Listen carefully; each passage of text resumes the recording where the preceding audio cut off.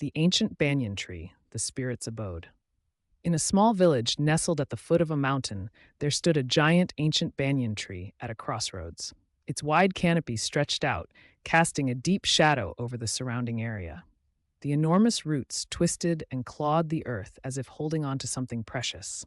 The bark was rough, scarred by time, covered with moss that gave it an eerie, greenish glow. The elders in the village told a story from many years ago about a young girl named Mai, born into a poor family. She was shunned and cast out by her own relatives, who believed she brought bad luck. One stormy night, she was left alone under the banyan tree, crying in the rain. The next morning, Mai was nowhere to be found. Some claim to have seen her white-clad figure standing silently under the tree's shadow, her tearful eyes staring longingly toward the village. Since then, the banyan tree has been linked to terrifying tales, whispers of sorrowful cries echoing on stormy nights, and the villagers avoided it after dark. Crying in the night, a brave step. Nam, a young man recently returned to the village after years in the city, was both curious and stubborn. On a rainy night, he decided to confront the rumors about the haunted banyan tree.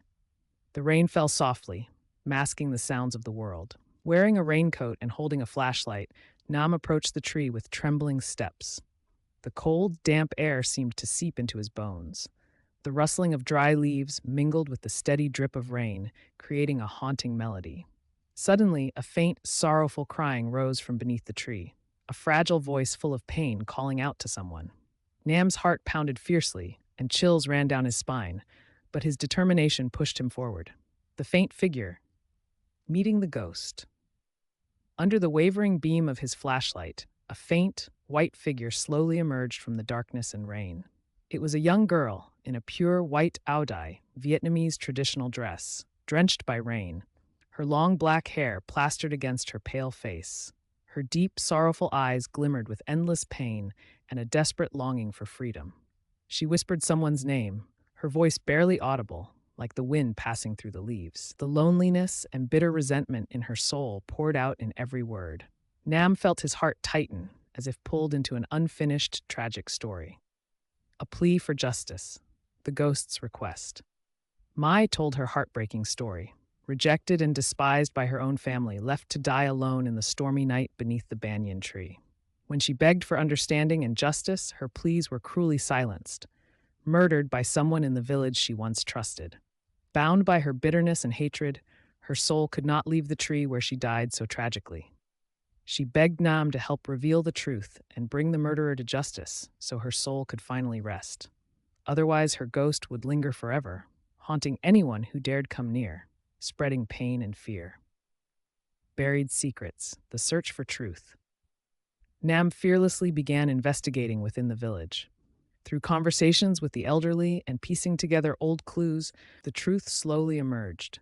The murderer was a man of status in the village, once close to Mai, but driven by jealousy and selfish ambition, he had killed her to cover up his crime. The man still lived among them, outwardly calm, but with eyes full of anxiety and dread as darkness fell. Nam collected enough evidence to expose him, preparing for a tense confrontation filled with suspicion and fear from the villagers. He knew that by doing this, he could free Mai's spirit and help the village rid itself of both a spiritual and a human monster. Final piece, light in the darkness. The murderer was finally caught and brought to justice by the authorities.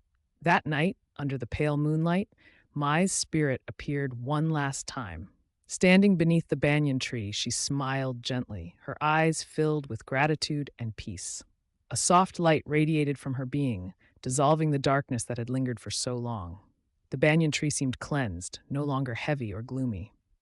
The village returned to peace. Yet those who had once heard her cries still said that on rainy nights, her soft sobbing could be faintly heard, an eternal reminder of pain and the unforgotten quest for justice.